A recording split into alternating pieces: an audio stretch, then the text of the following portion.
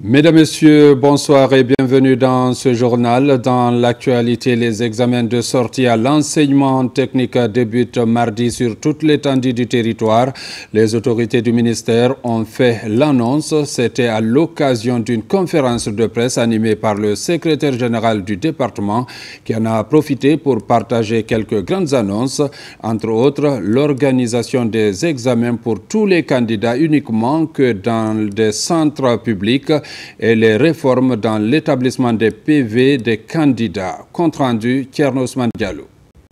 Initialement prévu ce lundi 9 juin, l'examen de sortie dans les écoles professionnelles aura finalement lieu le mardi 10 juin 2025. Un décalage de 24 heures pour mieux affiner les préparatifs. Cette année, de multiples innovations ont été intégrées dans l'organisation pour des examens de sortie crédibles, inclusifs et sécurisés. Des réformes majeures sous l'impulsion de Madame la ministre. Parmi ces réformes, vous avez par exemple le fait que aucun examen, aucun concours public ne va plus jamais être fait dans les centres privés, dans les écoles privées. C'est une responsabilité de l'État de faire passer les examens nationaux et les concours dans des centres sécurisés. Une innovation majeure qui est très technique, c'est la rénovation de la codification des PV des candidats. Quand on voit un PV, on peut savoir exactement quelle est l'école d'origine du candidat, quelle est la région du candidat, quel est le centre et la filière. Comme d'habitude, l'examen de sortie s'effectuera en 2 temps. La première semaine sera consacrée aux épreuves théoriques, puis suivront les épreuves pratiques pour s'assurer que les sortants des écoles professionnelles soient méritants et surtout aptes à s'insérer dans la vie active. Cette année, nous allons démarrer avec un effectif environ 22 562 candidats, dont 70% de filles. Nous aurons 1795 superviseurs régionaux cette année pour couvrir l'ensemble des centres. Plus de 100 filières en CAP, en BEP, en BT et en BTS seront évaluées cette année au niveau des examens de sortie. À travers le pays, 81 centres d'examen sont répertoriés. Le ministère de l'enseignement technique, de la formation professionnelle et de l'emploi est résolu à faire de l'examen de sortie de cette année un véritable succès. Parlons aussi de ce geste humanitaire qui a eu lieu à l'occasion de la fête de Tabaski. Il s'agit d'un don de 150 bœufs dont la viande a été distribuée dans le Grand Conakry. Le geste est le fruit de la collaboration Croissant-Rouge turc et la Croix-Rouge guinéenne. La distribution a eu lieu dans les 45 mosquées de Conakry et des communes de Dubreka et Koya. Plus de précisions avec Salifou Silla et Ousmane Ba. La fête de Tabaski, c'est aussi un moment pour faire parler son cœur envers les nécessiteux. Un fait mis à profit pour immoler 150 bœufs dont la viande est distribuée dans 45 mosquées de la capitale et des communes de Koya et Dubreka. Un geste du Croissant-Rouge turc en collaboration avec la Croix-Rouge guinéenne. Le coup d'envoi est donné ici à l'abattoir de km 36 devant les autorités. Grâce à un financement total de 123 885 €, soit d'une valeur en francs guinéens 1 303 200 000 francs guinéens. Cette opération a permis l'achat et l'abattage de 150 bœufs en conformité avec les règles sanitaires et religieuses. Paiement de la prestation des vétérinaires. La logistique de transport et de distribution de la viande vers les localités ciblées. L'organisation technique et sécuritaire des activités dans les 45 mosquées. Je remercie tous ceux qui sont organisés cet sacrifice et on demande à Dieu de donner la bénédiction de ce sacrifice. C'est que les Croix-Rouges et Croissant-Rouge, ce qu'il fait ça, là, voilà, c'est tellement bon. Tellement bon. On est tellement fiers. Cet appui alimentaire symbolique est un porteur d'espoir pour plusieurs familles. Un geste de fraternité et de solidarité entre la Turquie et la Guinée. Si vous voyez qu'ils sont venus auprès de vous, être aux côtés et vous allez travailler ensemble, comment ça se passe? Ils sont vraiment contents, vous êtes leurs frères et leurs sœurs. Entre la Turquie et la Guinée, c'est la famille. C'est le moment de remercier le gouvernement turc qui a pensé à octroyer cette possibilité à nos populations guinéennes. Nous allons remercier le représentant de l'ambassade ici présent, notamment le président, le secrétaire général de la Croissance-Rouge turque, qui ont pensé que cette possibilité peut être offerte à la Guinée. J'imagine que ce n'est pas fait à travers tous les pays du monde, mais vous avez choisi de faire dans notre pays pour accompagner le gouvernement en prolongement de l'action salvatrice que le gouvernement mène. Ce don à caractère humanitaire renforce les liens des peuples, honore les valeurs humaines et exprime la volonté de ne laisser personne de côté. La distribution va se poursuivre jusqu'au dimanche. Lutte contre le changement climatique, les séances de sensibilisation se multiplient sur le terrain. Des défenseurs de l'environnement étaient face aux étudiants de l'université Kofi Annan de Guinée. La rencontre a permis d'outiller les étudiants sur les enjeux du réchauffement climatique. Reportage Mamadou Saliouba. De plus en plus, les effets du changement climatique sont ressentis dans différents secteurs de la vie. Des inondations ou encore des fortes chaleurs avec des effets dévastateurs sont constatés ça et là. Préoccupés par le phénomène, ces spécialistes de l'environnement réunis au sein de Clean Transformation 2050 sensibilisent ces étudiants pour plus d'engagement en faveur du climat. Nous sommes venus chez les jeunes parce qu'ils jouent un rôle important.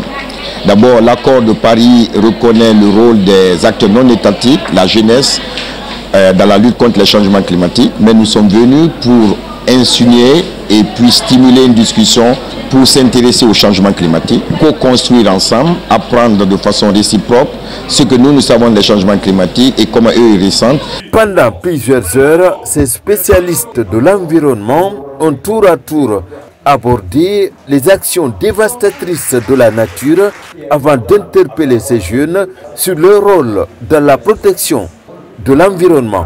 Le changement climatique, c'est une réalité. Lorsque vous prenez le paysan, peut-être il ne peut pas vous définir c'est quoi le changement climatique, mais il sait que la pluviométrie est perturbée et ça lui fait perdre ses récoltes parce qu'il pleut à un moment de l'année où ce n'était pas habituel, où il ne pleut pas du tout. La forte chaleur dans notre pays, l'année dernière, on a atteint le pic selon les météorologues.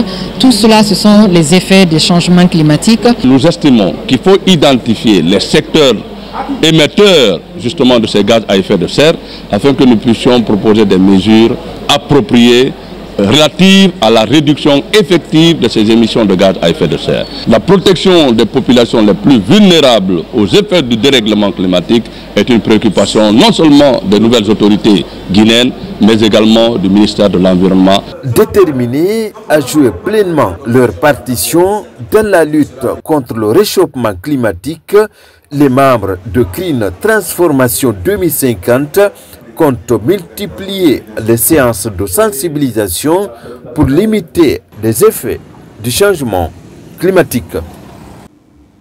Et puis, tenu à Farana de cet atelier de formation des agents vétérinaires sur l'utilisation de la nouvelle version de l'application EMA+. C'est dans le cadre de la détection des urgences sanitaires et de renforcer la surveillance des maladies animales. L'initiative est appuyée par le programme de sécurité sanitaire en Afrique de l'Ouest et du Centre sous le financement de la Banque mondiale. Reportage Ibrahima Woulen Fofana, Silati Kourouma. Ici, à la direction préfectorale de la santé de Farana, des partenaires au développement en face des agents des services vétérinaires publics et privés. L'objectif général est de renforcer les capacités des 22 agents des services vétérinaires en vue d'un rapportage en temps réel des données sanitaires à travers l'application EMA I+, et sa plateforme Empress I+. Cette formation est organisée pour le renforcement des capacités des agents de nos services vétérinaires, pour un rapportage en temps réel des données zoosanitaires. Après cette formation, avec l'allure que je vois, l'attente c'est énorme. Nous voulons avoir beaucoup d'informations. Tout ce qui se passe sur le terrain, on veut être informé, d'aider les éleveurs pour ne pas que vraiment une maladie arrive à nous surprendre, comme ce qui s'est passé à Koya et Furkaria. Durant la rencontre, les agents vétérinaires sont éclairés sur l'impérieuse nécessité de travailler en synergie avec les autres cadres de la santé et de l'environnement, suivant l'approche une seule santé. Cet outil de travail-là est très important. Nous ne pouvons que remercier le gouvernement guinéen, à sa tête le général Mamadi Doumbouya et plus particulièrement notre ministre, le ministre de l'Agriculture et de l'Élevage. Il ne menace aucun effort pour le bien accomplissement de la mission. Nous avons énormément de problèmes. À Farana, ici, on ne vend pas de vaccins. Nous avons l'habitude d'acheter les vaccins jusqu'à l'Abbé. Et si l'Abbé n'en a pas, il nous commande jusqu'au Sénégal. Donc c'est le plus gros problème que nous avons ici. Cet outil a été adopté en Guinée depuis 2018, après une phase pilote qui a démontré sa simplicité d'usage, son utilité et son efficacité. Les urgences sanitaires seront désormais détectées afin de renforcer la surveillance des maladies animales. Sport, coup d'envoi Yorokogia du tournoi international de football de la ville de Conakry. 10 académies prennent part à ce tournoi organisé par l'Académie Ibou en partenariat avec Covad Consulting. La Côte d'Ivoire, le Burkina Faso et le Mali sont les pays invités. Les joueurs sélectionnés seront placés dans des centres de formation sportive européens. Reportage Morlaï Souma, Djibril Kamara. TIFCO est le tournoi international de détection réservé aux jeunes dont l'âge varie entre 15 et 18 ans. Pour cette édition, ce tournoi international doté du trophée général d'armée Mamadi Doumbouya se tient du 5 au 9 mai 2025 au centre sportif de Yorokogia. En match d'ouverture, Académie Ibou en bleu est opposée à celle de Nanou de la Côte d'Ivoire. Score final, 1 but partout. Chacun est venu pour tenter sa chance pour la détection. Je suis fier d'être l'homme du match. Le tournoi vient de commencer, donc il faut encore laisser le temps parler. Pour l'instant, on a montré ce qu'on pouvait, mais on peut encore faire plus. Donc je pense bien que chez moi, il y aura beaucoup de joueurs qui seront pris, y compris moi-même. Après d'autres expériences couronnées de succès, la structure organisatrice compte offrir des opportunités aux jeunes qui seront retenus. Nous avons dit d'organiser une détection pour donner la chance à ces jeunes talentueux aujourd'hui qui sont dans les quartiers sans soutien, à pouvoir assister l'État en vue de les favoriser l'émergence dans le football guinéen et les placer dans des clubs européens. La priorité pour cette détection, c'est le club Bilbao. Cette année, la détection est réservée aux académies sélectionnées d'Afrique. Les jeunes retenus seront orientés vers des clubs d'autres continents, notamment l'Europe, pour un stage pour leur permettre éventuellement de monnayer leur talent sans emprunter la voie périleuse de l'immigration clandestine. Mesdames, Messieurs, c'est la fin de cette édition. Merci à vous qui nous suivez du côté de Cancan comme partout ailleurs dans le monde. Bonne suite de programmes sur la télévision nationale.